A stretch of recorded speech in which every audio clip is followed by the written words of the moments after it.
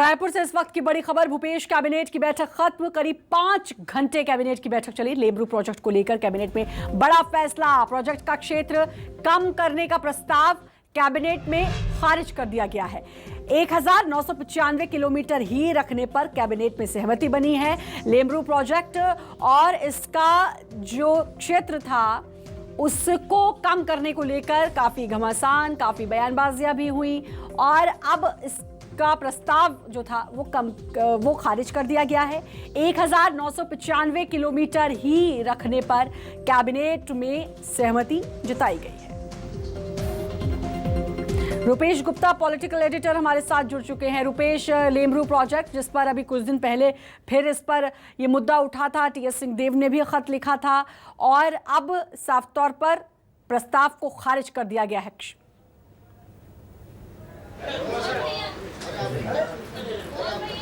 देखिए, कैबिनेट में ये बहुत महत्वपूर्ण मसला था। जो विधेयक विधानसभा में आने हैं उसको लेकर के, उसके अलावा ये महत्वपूर्ण बात थी कि आखिर लेमरू का प्रोजेक्ट कितना रखा जाएगा, क्योंकि कुछ विधायकों ने चिट्ठी लिखकर के मुख्यमंत्री भूपेश बघेल से मांग की थी कि उसका एरिया घटा करके 450 वर्ग किलोमीटर किया जाए, क्योंकि जो उनके इलाके हैं, विधानसभा क्षेत्र की जगहें हैं, वो उसमें आएंगी तो खेती प्रभावित होगी और जो एलिफेंट और ह्यूमन कॉन्फ्लिक्ट है वो ज़्यादा बढ़ जाएगा।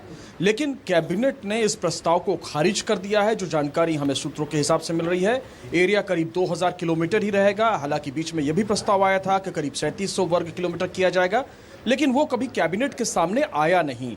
तो कैबिनेट के सामने जो पिछला प्रेजेंटेशन हुआ था 1995 किलोमीटर के आसपास का, करीब वही उसको ही बरकरार रखा गया है।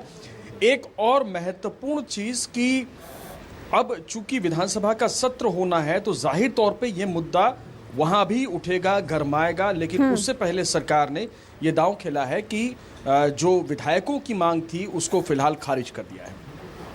जी, तो विधायकों की मांग को अब खारिज कर दिया है और इसके अलावा 5 घंटे तक ये बैठक चली है। रुपेश, जाहिर है इसके अलावा भी इस बैठक में कई अहम मुद्दों पर चर्चा हुई होगी।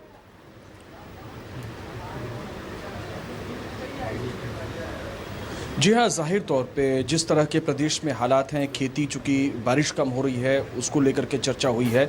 इसके अलावा चर्चा इस बात को लेकर के हुई है कि खाद को लेकर के जो कमी है उसमें क्या कदम उठाए जाएं और विधानसभा चुनाव में विधानसभा जो सत्र है 26 तारीख से, उसमें विपक्ष क्या क्या मुद्दे उठा सकता है उसको लेकर के भी अनौपचारिक चर्चा हुई।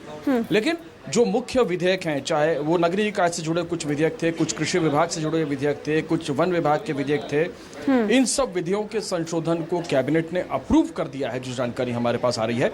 हालांकि इसकी आधिकारिक घोषणा होनी शेष है। मंत्री रविंद्र चौबे के यहाँ हम इस वक्त मौजूद हैं। थोड़ी देर के बाद वो यहाँ पहुंचेंगे और मीडिया को ब्रीफ करेंगे कि कैबिनेट में क्या क्या फैसले हुए। विधानसभा सत्र को लेकर तो बात हुई होगी, क्योंकि अब विपक्ष जाहिर है घेरेगा और विपक्ष ने तैयारियां भी पिछले कुछ दिनों की अगर हम बात करें रुपेश, तो बड़ी डटकर तैयारी भी की है विपक्ष ने, क्योंकि विपक्ष पिछले कुछ दिनों में काफ़ी हमलावर दिखाई दे रहा है। डी पुरेंदेश्वरी भी आई, प्रदेश प्रभारी यहाँ पर आई, उन्होंने भी भूपेश सरकार पर निशाना साधा। तो जाहिर है इसको लेकर भी कुछ ना कुछ बातचीत ज़रूर हुई होगी। लेकिन जैसा कि आप कह रहे हैं कि अब रविंद्र चौबे जब प्रेस कॉन्फ्रेंस करेंगे तो उसमें पता चलेगा और क्या क्या बात हुई। लेकिन ये एक मुद्दा भी होगा जब विधानसभा सत्र की बात आती है तो।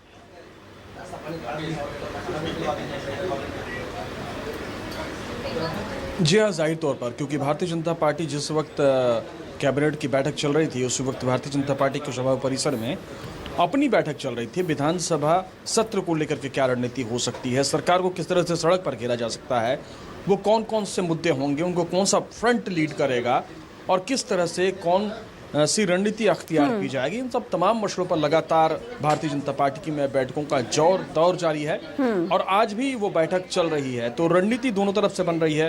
एक तरफ सरकार भी रणनीति बना रही है कि क्या काउंटर करना है, किस तरह से सेंट्रल गवर्नमेंट को घेरना है। दूसरी तरफ भारतीय जनता पार्टी है, भारतीय जनता पार्टी की अपनी रणनीति है कि राज्य सरकार को किस मसले पर किस तरह से घेरना है। चलिए, अब इंतजार है कि जब रविंद्र चौबे प्रेस कॉन्फ्रेंस करेंगे तो पता चलेगा और क्या क्या मुद्दों पर बात हुई है। बहुत बहुत शुक्रिया आपका रुपेश, तमाम जानकारी देने के लिए।